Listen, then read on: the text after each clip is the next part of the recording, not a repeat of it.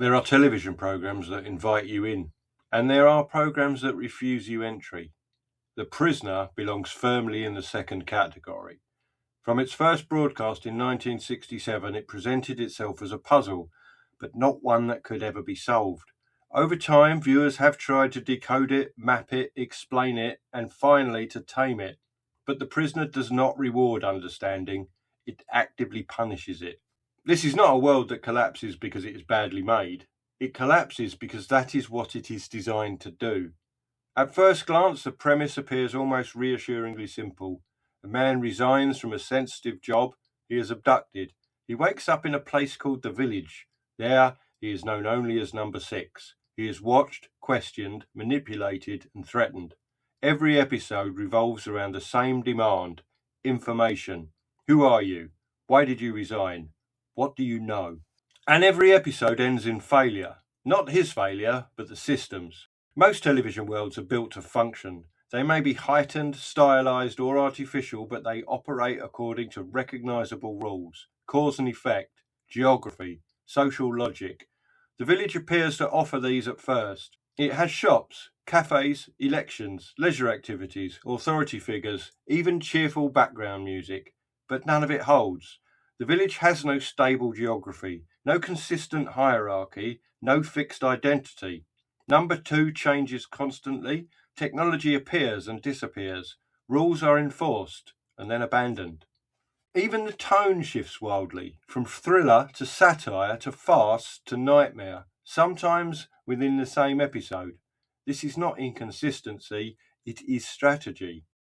The Village is not a place, it is a performance. Everyone in it is acting, sometimes literally, sometimes not, and the audience is never allowed to know who is sincere, who is complicit, or who is improvising. In one episode, Number 6 is encouraged to run for office. In another, he is treated as a celebrity. In another, he is declared insane. Each scenario promises meaning. Each collapses. The Village adapts not to govern him, but to disorient him. Crucially, the show never allows the Village to be understood as a coherent system. Who runs it? Is it British, foreign, global, ideological? The series hints at all possibilities and commits to none. Whenever an explanation appears close, the program deliberately undermines it. Authority figures contradict each other. Evidence is withdrawn. Revelations are framed as deceptions. The Prisoner does not contain mysteries. It contains the appearance of mystery. And the more desperately you search for answers, the more exposed you become. Number 6 is often described as a rebel, but rebellion is not quite right. He does not attempt to overthrow the Village, he attempts to understand it, and that is why he keeps losing. Every time he tries to map the system, to identify its rules, its leaders, its purpose, the system shifts.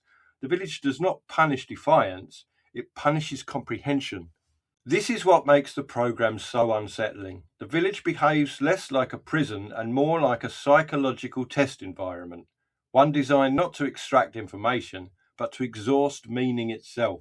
Language fails, logic fails, memory fails, identity becomes unstable.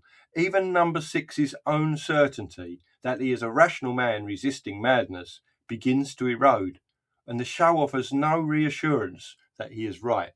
By the final episode, the program appears to offer answers. We are shown authority. We are shown power structures. We are shown faces behind masks. But none of it resolves anything. The revelations are theatrical, contradictory, and emotionally destabilizing. They feel less like explanations and more like one final performance, staged for the audience as much as for Number 6. The series ends not with closure, but with rupture. Understanding does not arrive. Escape does not liberate. Victory does not clarify. This is why The Prisoner has endured. Not because it predicted surveillance states, not because it warned about authoritarianism, not because it was clever or cryptic, but because it built a television world that refused to be inhabited. You cannot live in the Village, you cannot master it, you cannot fully decode it.